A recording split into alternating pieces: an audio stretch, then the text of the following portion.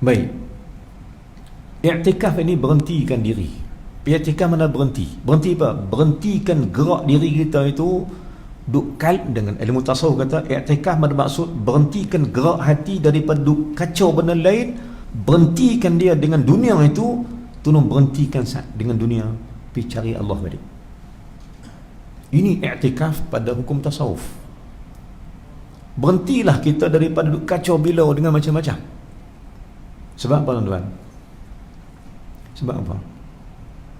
Saya bersebut ni, saya sebut dari hati saya sendiri dan diri saya sendiri. Tuan-tuan, sidang muslimat, muslimin ni, sidang Jumaat Allah sekalian, kita hidup lama dah, 60 tahun, 70 tahun, 50 tahun. Mai tengok balik, masa kita ni habis pergi mana? Sepanjang umur kita ni, masa kita ni habis pergi mana? Yalah, memang 60 tahun kita hidup, 70 tahun kita hidup. Saya ada yang 50 tahun, ada yang 30 tahun, 40 tahun. Lebih daripada kita, ada yang kurang daripada kita pun ada. Semua kita hidup atas umur masing-masing.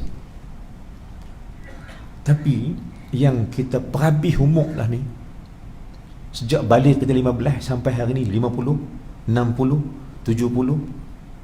Mari kita tanya balik, sebahagian besar umur kita ni kita perhabis kat mana?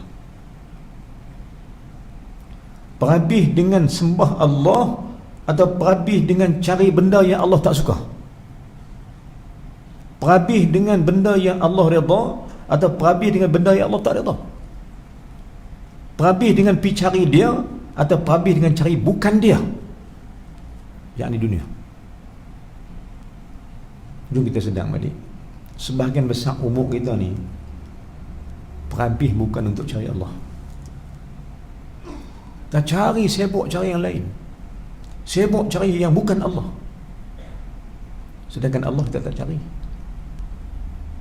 Tak cari kita. Maksudnya, sebab itu kalau baca, ulama tentukan lah, kalau baca salat tarawih, baca ayat lazim, bukan baca Al-Quran lah, tu imam akan baca surah pertama, surah apa? Tuan-tuan, yang gitu kedua tu ikut tarawih kan, tu imam akan baca satu surah. Mula-mula surah ni tu imam baca dalam rakaat yang pertama, ayat ni. Soal baca ayat lazim lah. Kalau baca imam baca Quran je lain, imam hafiz lain. Ni imam yang baca ayat lazim yang sempurna akan bacaan habis. Bacaan ayat dia ialah pada tuan, imam akan baca ayat ni, Bismillahirrahmanirrahim, Alhaakumut takathur hatta zurtumul maqabir. Soalan dia, pasal apa ayat tu? Pasal apa ayat tu? Alhaakumut takathur hatta zurtumul maqabir. Apa maksud dia?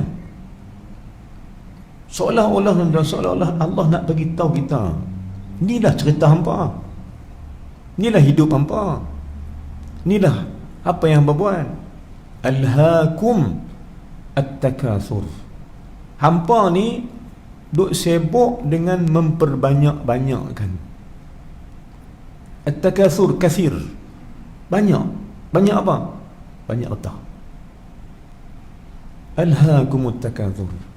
Itulah hidup hampa sekalian, kata Allah. Duk banyak harta.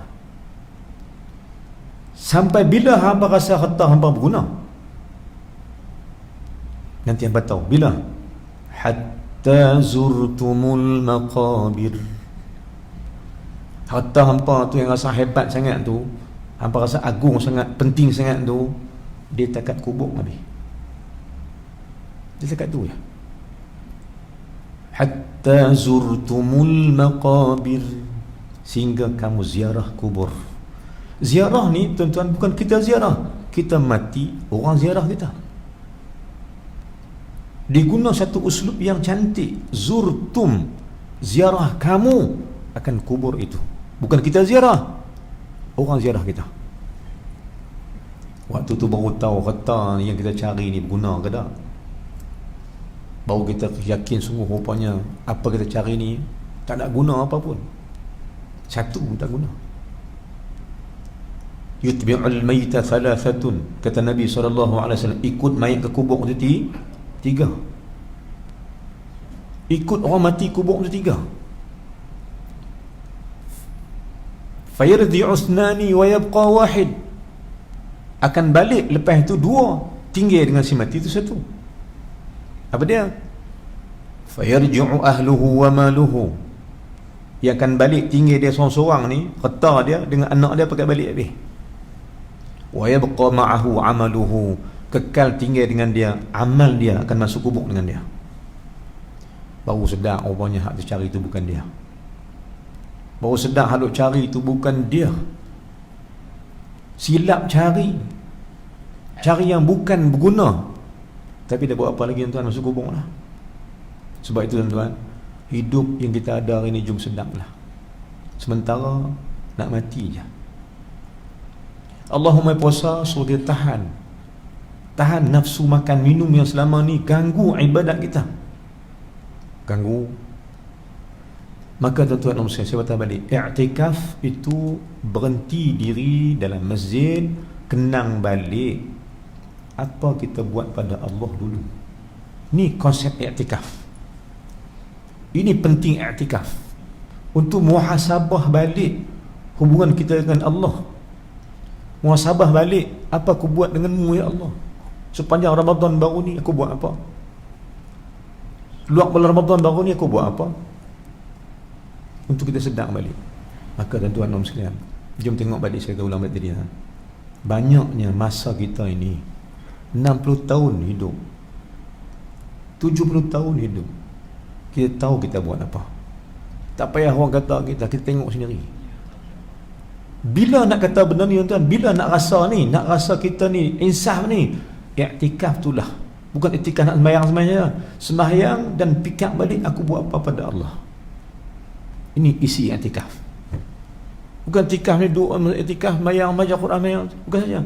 Betul itu satu sebahagian dia, tapi satu benda i'tikaf paling besar ialah sedang aku buat apa dengan Tuhan. Tiba-tiba rasa berdosa banyak, bangkit main taubat. Pulun main taubat bila rasa berdosa. Rasa dosa lagi, bangkit lagi, taubat lagi, berkali-kali taubat, sebab kita insaf diri kita ni dah banyak dosa. Inilah benda yang patut ada pada i'tikaf. Benda yang kena ada pada i'tikaf, berhenti diri daripada makhluk, ambil Allah. Berhenti diri daripada fikir tentang makhluk, fikir bahasa kita dengan Allah. Ini maksud i'tikaf yang sebenarnya. I'tikaf pada hukum fiqh ialah duduk dalam masjid ibadat, betul. Itu pada i'tikaf pada fiqh.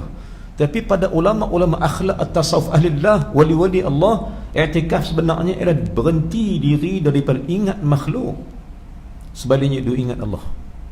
Apa hubungan aku dengan Allah selama ni, aku buat apa ke Allah?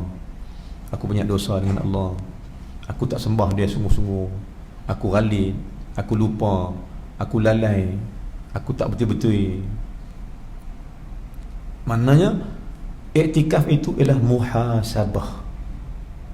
Tuan-tuan, ini konsep sebenar kepada i'tikaf. Berhenti diri daripada makhluk, duduk dengan Allah dalam rumah dia. Ataupun berhenti dengan makhluk, duduk dengan makhluk, duduk dengan Allah di rumah sendiri pun tak apa. Dalam bilik kita, rumah kita, ambil tingkat sejadah, ambil tasbih ke apa ke, duduk. Masih ada peluang untuk kita berbuat sesuatu, masih ada peluang untuk kita untuk kita tutup balik kesilapan dan kita buat sesuatu keredaan. Cari keredaan Allah Ta'ala. Carilah di mana adanya redha Allah Ta'ala. Carilah di mana adanya keampunan Allah. Dan jom kita usaha agar Allah redha kita, Allah ampun kita, Allah rahmati kita, dan Allah jauhkan kita penderakanya, dan Allah masukkan kita ke syurga bersama Nabi sallallahu alaihi wasallam.